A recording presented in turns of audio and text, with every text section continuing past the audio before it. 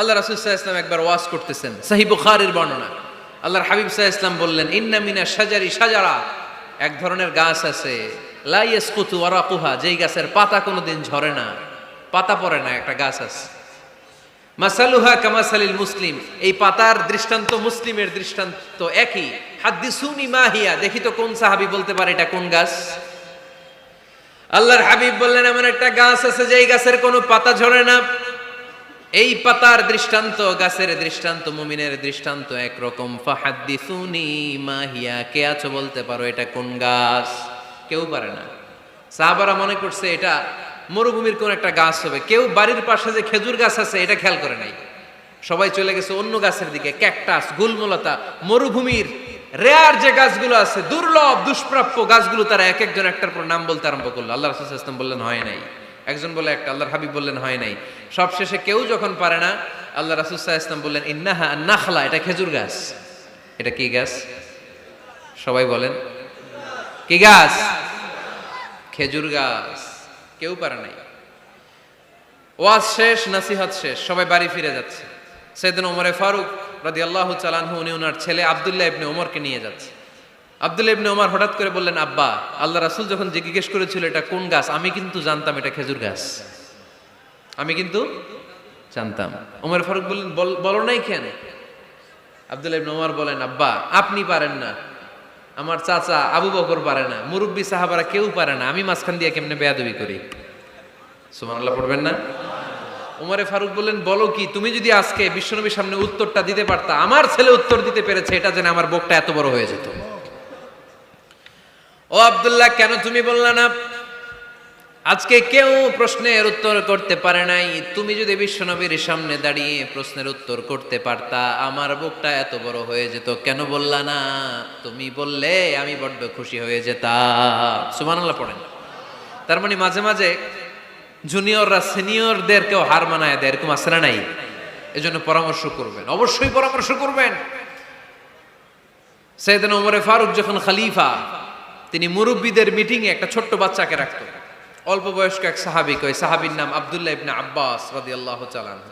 মুরব্বীরা মনে কষ্ট পেলেন, কিরে, এই ছেলের সমান নাতি আছে আমার ঘরে, আমার নাতি আছে, এই ছেলের সমান, এই ছেলেকে কেন রাখে? ওমরে ফারুক বললেন, একদিন দেখাই দিব আপনাদেরকে কেন রাখি। ওমরে ফারুক একদিন সবাইকে বললেন, ইদা জাআ নাসরুল্লাহি ওয়াল ফাতহ ওয়া রাআইতান নাসা ইয়াদখুলুনা ফি দীনিল্লাহি আফওয়াজা, এটা কোন প্রেক্ষাপটে নাজিল হয়েছে আপনারা কে জানেন বলেন তো? এক সাহাবী বললে, এই সূরা দ্বারা বোঝানো হয়েছে আমাদের যখন বিজয় অর্জিত হবে তখন যেন আমরা বেশি বেশি আল্লাহর প্রশংসা করি। ওমরে ফারুক বললেন, উত্তর হয় নাই। আরেক বয়স্ক সাহাবী বললেন, আমাদেরকে রব্বুল আলামিন বড় বড় শহর বিজয়ের ব্যাপারে আদেশ দিয়েছে, এই সূরা দ্বারা আমি এটা বুঝেছি। ওমরে ফারুক বললেন, হয় নাই। কেউ যখন উত্তর করতে পারে নাই, ওমরে ফারুক বললেন, ও আব্দুল্লাহ ইবনে আব্বাস, তুমি এই সূরার ব্যাপারে কি জানো? আব্দুল্লাহ ইবনে আব্বাস বলেন, হুয়া আজালু রাসূলিল্লাহ, এই সূরা দ্বারা বিশ্ব নবীর আগাম মৃত্যুকে বোঝানো হয়েছে। ইদা জাআ নাসরুল্লাহি ওয়াল ফাতহ, নবী হে, যখন বিজয় আসবে, আল্লাহর পক্ষ থেকে সাহায্য আসবে, ওয়া রাআইতান নাসা ইয়াদখুলুনা ফি দীনিল্লাহি আফওয়াজা, আপনি দেখবেন দলে দলে বানের পানির মতো লোকজন কালিমার ছাতার নিচে প্রবেশ করতেছে। তো সবাই যখন কালিমা পড়ে মুসলমান হয়ে যাবে, সবাইকে মুসলমান বানানোই ছিল বিশ্বনবীর মিশন। মিশন যখন কমপ্লিট, নবী থাকার পৃথিবীতে আর দরকার নাই। এই সূরা দ্বারা আল্লাহ বুঝিয়েছেন বিশ্বনবী পৃথিবীতে আর বেশি দিন বেঁচে নাই। চিল্লায় বলেন ঠিক কিনা?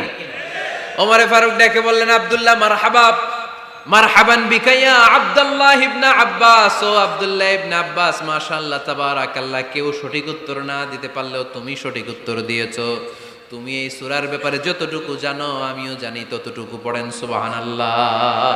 তুমি সঠিক উত্তর দিয়েছো। এই হাদিসগুলো প্রমাণ করে মাঝে মাঝে জুনিয়ররা সিনিয়রদেরকেও হারিয়ে দেয়। চিল্লায় বলেন ঠিক কিনা? এজন্য মাঝে মাঝে বাচ্চা ছেলেদেরও পরামর্শের দরকার আছে না নাই? ঘরে সুখ নাই, শান্তি নাই, কারণ পরামর্শ করেন না তো।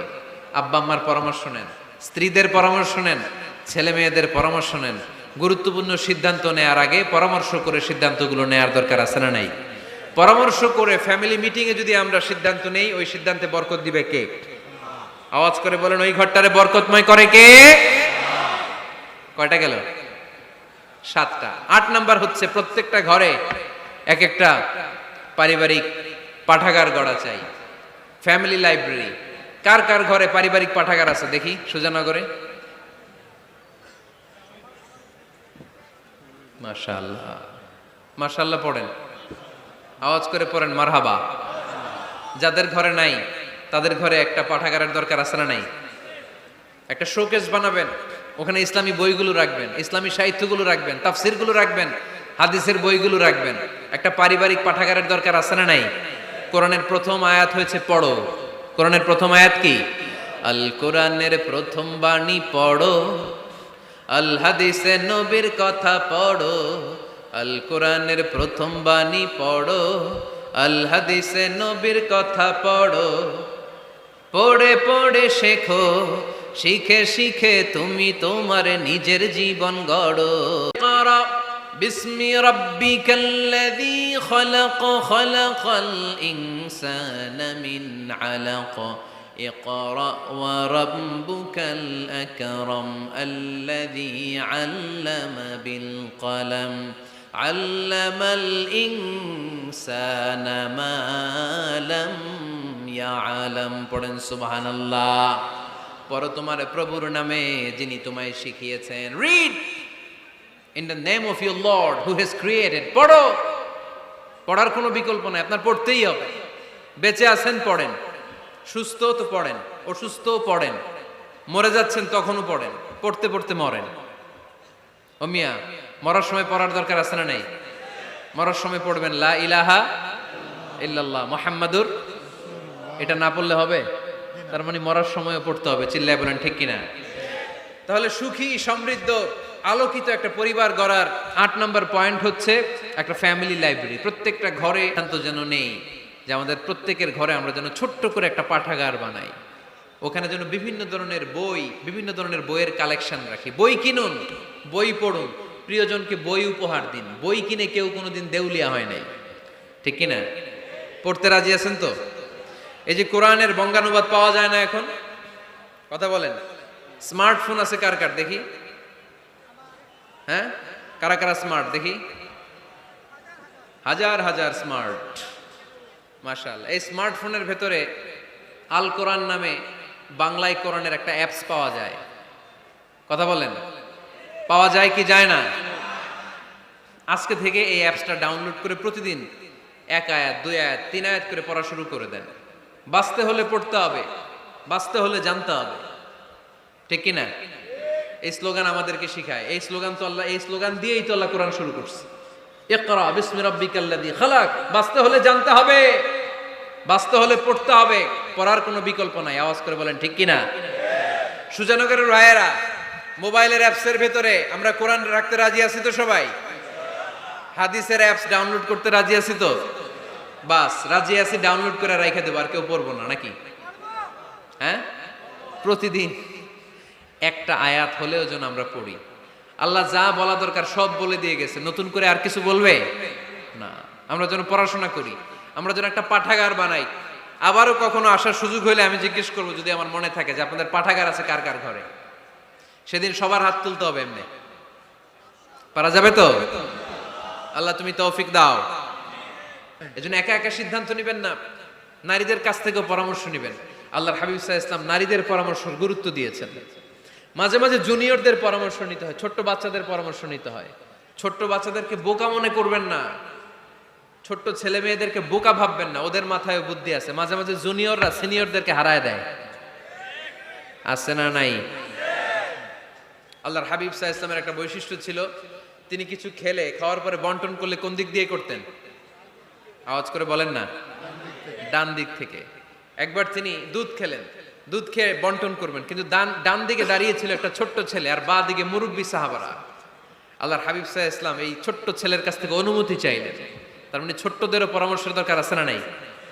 আল্লাহর হাবিব বললেন, আতাযানু লি আন উ'তিয়া হাউলা। আমার স্বভাব হলো খাবার বন্টনের সময় ডান দিক থেকে করি, কিন্তু এখন ডান দিকে তুমি ছোট্ট মানুষ, বাম দিকে বয়স্ক সাহাবারা। তুমি যদি অনুমতি দাও, তোমার আগে বয়স্ক সাহাবাদেরকে দিয়ে আমি খাবার বিতরণ করতে চাই। ছোট্ট ছেলেটা বলল, ইয়া রাসূলুল্লাহ, লা উসিরু বিনাসিবি মিনকা হাদান। আপনার এই বরকতের জিনিস আমি অন্য কাউরে দিতে চাই না, আমার ভাগেরটা আমি আগে খাইতে চাই। যেহেতু হিসাবে আমি পাই, আমারে আগে দেন, আমি দিব না। সুবহানাল্লাহ পড়েন।